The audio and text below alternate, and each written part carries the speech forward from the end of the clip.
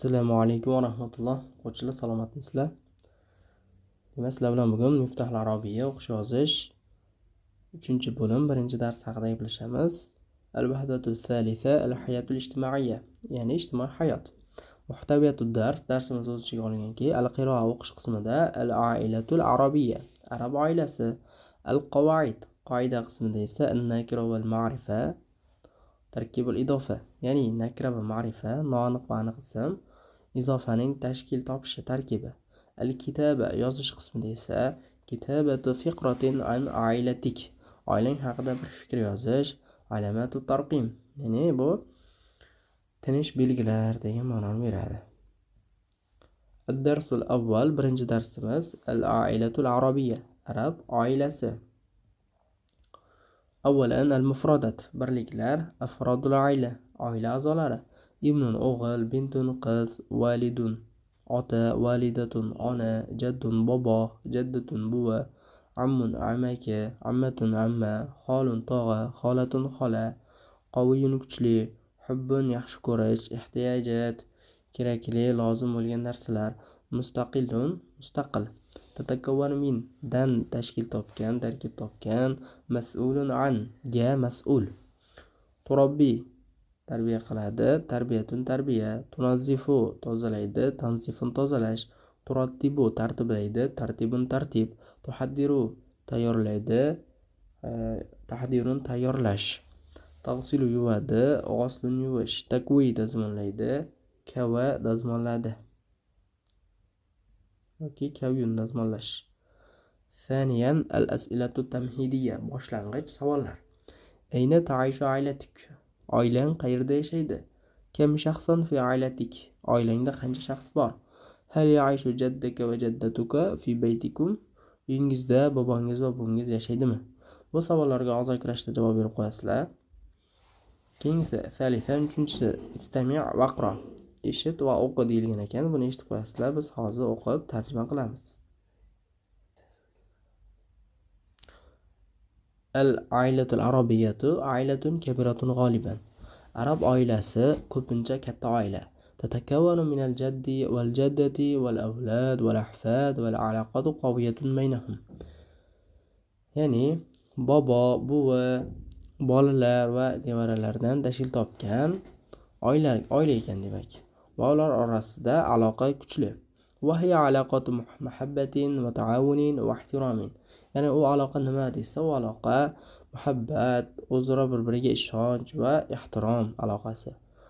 Al-abu fil ailati al-arabiyyati ra'sul aila, arab oilasida ota oilaning boshi. Va huwa ya'malu adatan, odatda u ishlaydi.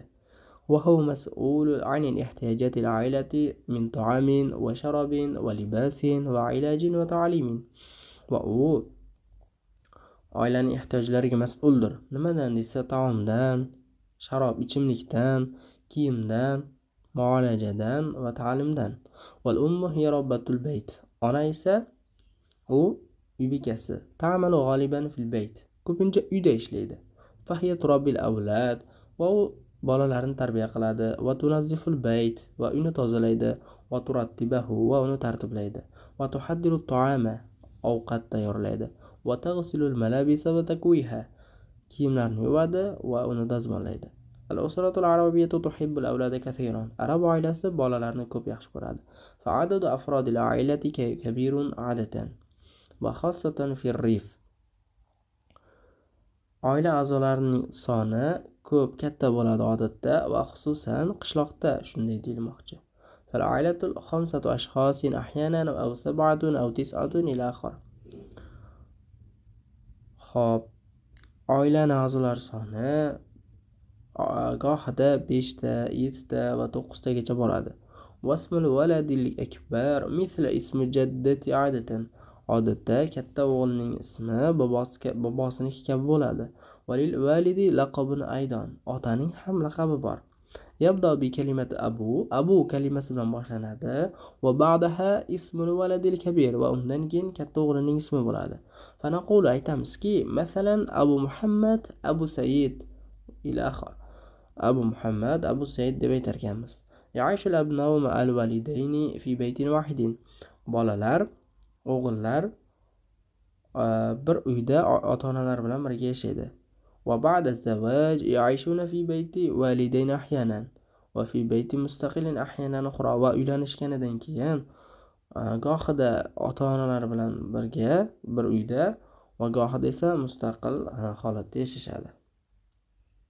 Demak, jumlamiz shu. Robi'an al-as'ila. Savollar. Ajib anil as'ilati latiya. Quyidagi savollarga javob bering. Mimma tatakawwanu al-ailatu al-arabiyya? Man al-mas'ulu an ihtiyajati al-aila? Madha ta'malu al-ummu fi al-bayt? Da' isharata sahih aw al-khata' min al-jumal al-atiya.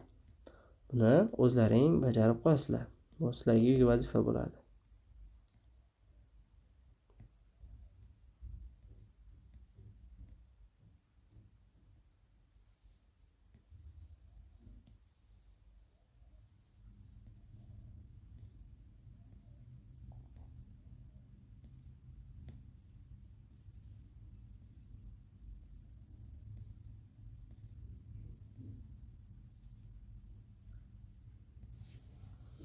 اكتب العبارة الآتية بخط جميل.